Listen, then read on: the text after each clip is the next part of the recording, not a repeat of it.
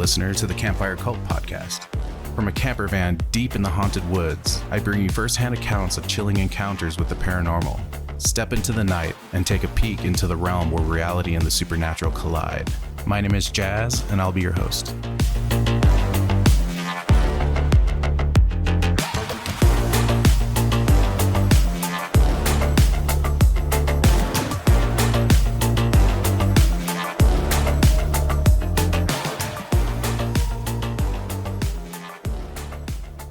Welcome back, campers. Tonight's story will make you think twice before stepping into the woods alone or answering a text from a loved one that doesn't sound right. It begins with a simple hiking trip. No storms, no accidents, just a woman who vanished into the trees and started sending messages that didn't feel like her. What follows is a chilling unraveling of identity, memory, and something ancient hiding just beyond the veil. Something that doesn't just take people, it disappears them. This nightmare is written by Blair Daniels, and I want to give a huge thank you to Blair for giving me permission to bring this story to life. You can find more of Blair's work in the show notes.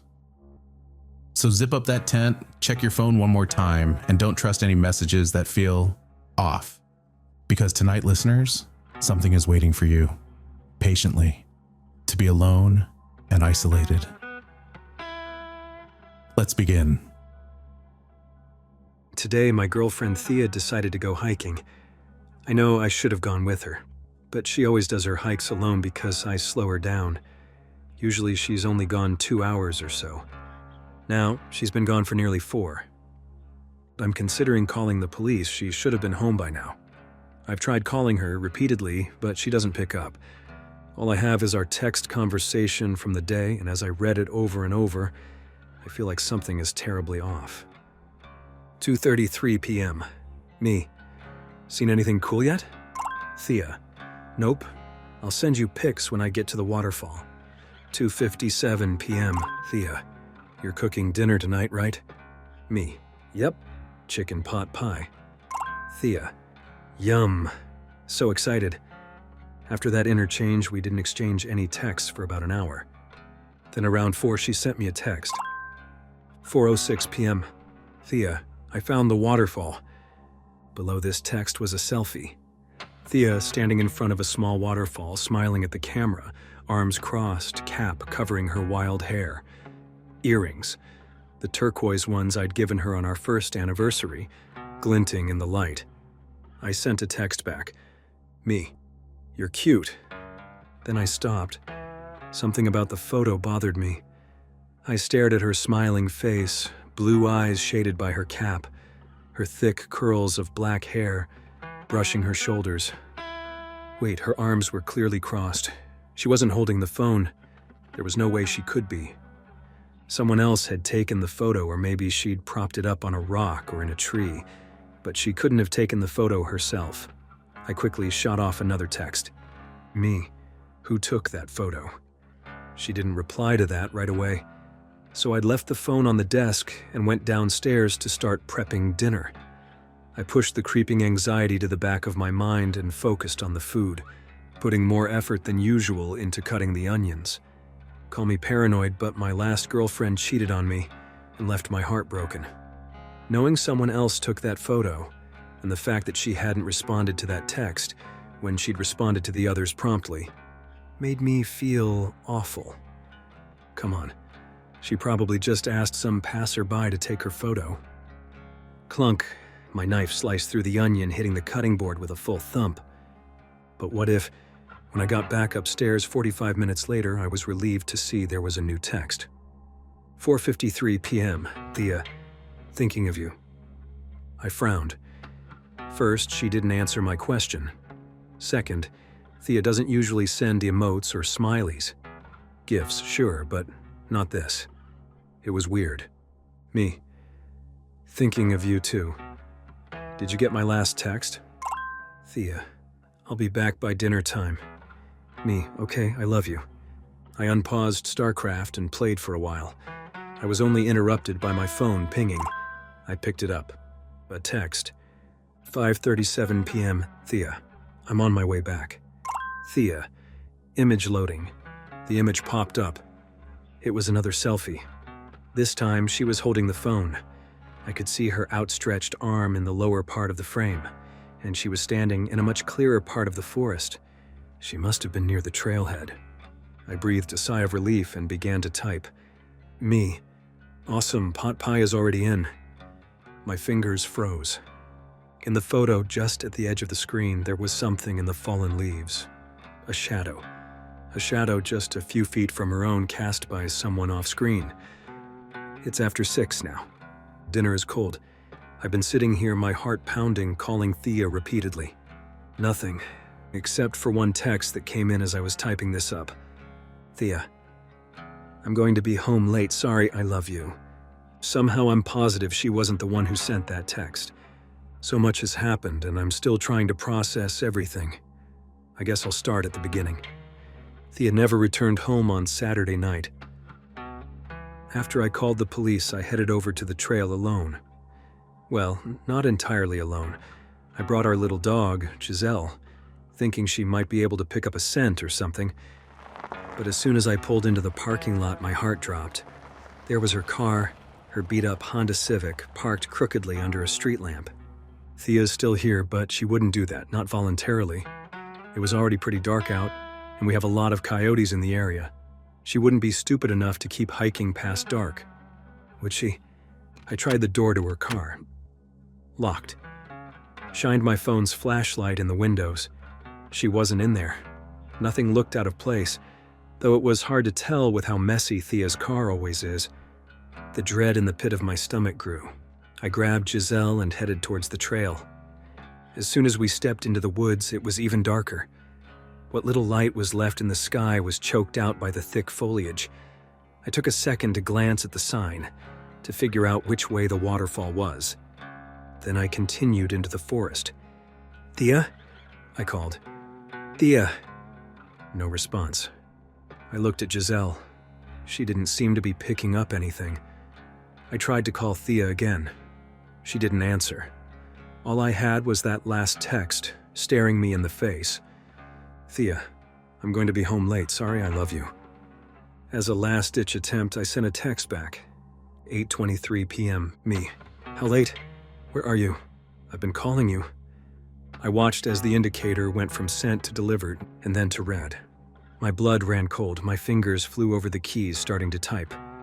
Where are you? Please call me. But then I stopped. If it really wasn't Thea writing those texts, if it was someone who had her, maybe that wasn't the smartest thing. I stood there in the middle of the woods, my heart pounding as Giselle whimpered at my feet. And then I typed. Me. That's fine if you want to stay out late, but I'm going to bed. I love you. Good night. 3 little dots appeared in response, and then it popped up. Thea, no you're not. I stared at those 3 words, my head swimming. Huh? What does that mean? Giselle pawed the ground a few feet away, and then another text came in. Thea, you're out here looking for me. I hear you calling my name. Why don't you come a little closer? I grabbed Giselle and broke into a run. Over the thick roots and large stones. The terrain sloped up, then down. Out of breath, I stopped, shining the flashlight in a circle around myself. Thea! I screamed, straining my ears for something, anything that might sound like her. A rustle, a footstep, a sound, anything. But there was nothing. I pulled out my phone and sent another text. Me. Where is Thea? And then finally, I did hear a sound. That strange little tone, the one I'd heard all over the house for the past 2 years. Whenever Thea got a text or an email, it was Thea's phone, right out there somewhere in the darkness. I blindly ran towards the sound, but as soon as I stepped off the trail, the terrain changed. A deep slope, a carpet of dry leaves. I hadn't gone 10 steps when I stepped on the uneven surface of a jagged rock. My ankle buckled, I lost my balance, I careened into the darkness. Thud. Then a rustling sound off to my left, the snap of a branch. I pulled myself up as fast as I possibly could.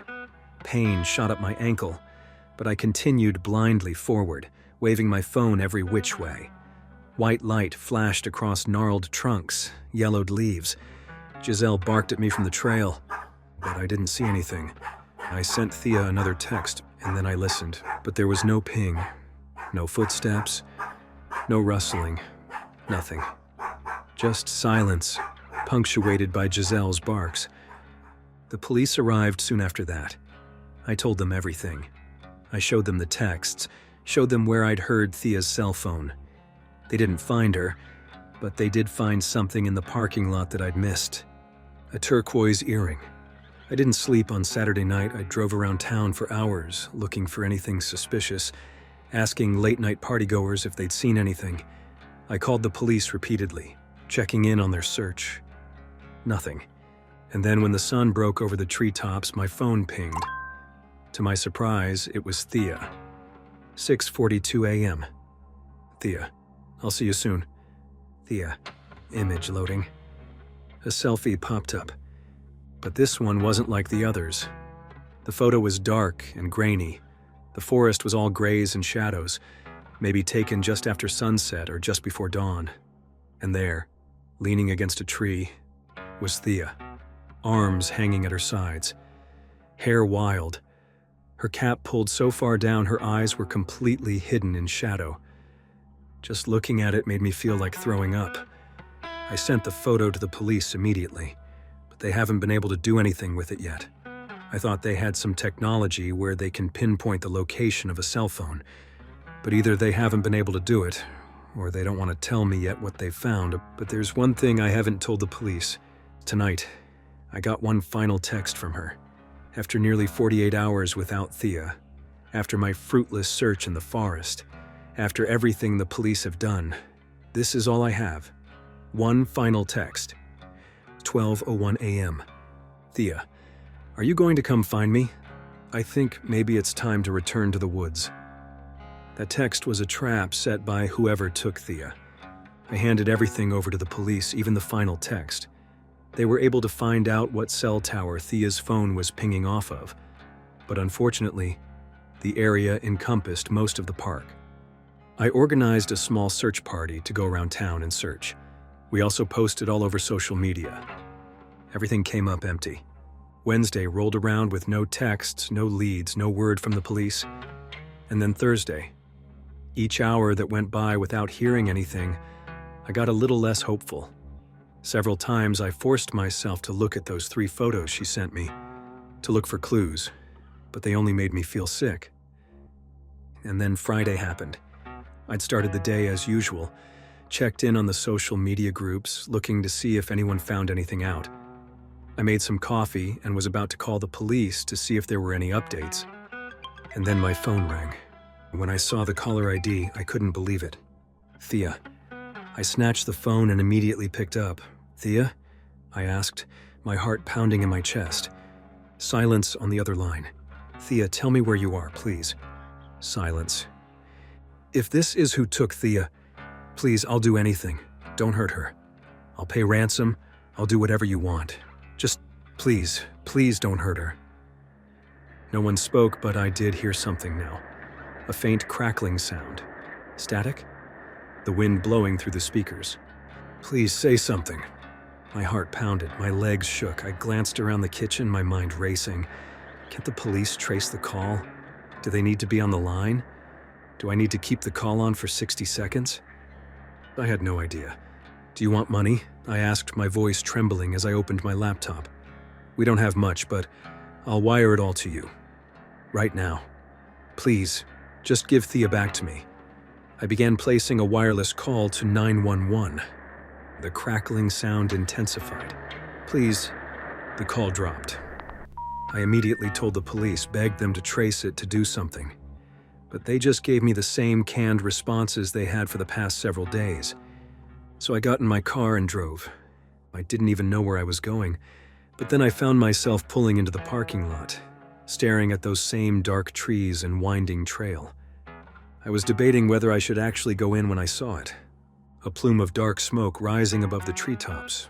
I jumped out of the car and ran into the forest, all while that horrible crackling sound played in my head. Thea. No. No. I climbed over rocks and sticks, following the acrid smell of smoke. Please, don't let it be. The fire stood in a small clearing, orange flames licking the air, black smoke billowing up to the sky. Thea's remains were found in the fire. God, saying that her remains. How can you say that about someone you love so much? Such a crude, horrible thing to say. Thea, my wonderful Thea, is gone. Since I got the news, I've been sitting in the kitchen, downing whiskey as I flip through photos of us in our final days. A photo of us on the boardwalk, her grinning and holding a stuffed teddy bear, me standing stiffly beside her. I remember that trip, how annoyed I was that she wanted to play every game in 90-degree weather. What an idiot I'd been. Every minute with Thea was a gift. I flipped to another photo, a selfie of us on the couch, her grinning as she held up the bowl of pasta we'd made from scratch. My thumb hit the screen as I started to flip to another photo. I stopped. Is that... In the photo, I could see our front windows behind the couch. I could see the neighbors' lights across the street, see a car rolling by on the road, and I could see something else. A shadow. I zoomed in. The photo quality wasn't great, grainy swaths of blue and gray. But even so, I could see what it was. A figure crouched between our two bushes, looking inside. I stared at the blurry shape, frozen. Then I flipped to the next photo. Thea and I sitting on the floor a week prior, playing with Giselle. And zooming into the window, I saw that same awful shape, crouched just outside the halo of our back porch light. The next one, the unknown assailant peeking in through an uncovered corner of our bedroom window. No. I flipped to the next photo. Oh God, no. Thea standing in the laundry room, balancing a basket on her head and sticking her tongue out at me. But behind her, inside the house, a sliver of darkness poking out from around the corner. Not a shadow, but someone standing there. I jumped a foot as Giselle let out a shrill yelp from the family room. I scrambled over to find her sitting in front of the window, staring into the darkness outside. Shaking madly, I stumbled over to the front door, clicked the deadbolt into place. Then I cupped my hands over the window and peered out. Nothing. I ran through the house, making sure every window, every door was locked. I closed the curtains, even slid the lock across the basement door. Then, knowing I was safe, I collapsed into the couch and began dialing the police. In a few minutes, they'll be here, and they'll know everything. They'll find the bastard that killed Thea, who has apparently been stalking us for months, and we'll make sure he gets the worst sentence he possibly can. Thea will get justice. It's finally over. Or has it just begun? That's all for tonight, dear listeners. And please remember, if you want to support this podcast and love a damn good cup of coffee, head on over to outlandscoffee.com and use code CAMPFIRE for $5 off your first order and give us a try. If you want to become a Patreon cult member to get extended episodes and other full Patreon-only episodes, you can sign up at patreon.com/campfirecultpod for only $5 a month. Until next time, I'll be leaving you in the dark where whispers linger and shadows dance. Stay weary, sleep well, and beware the whispers in the night.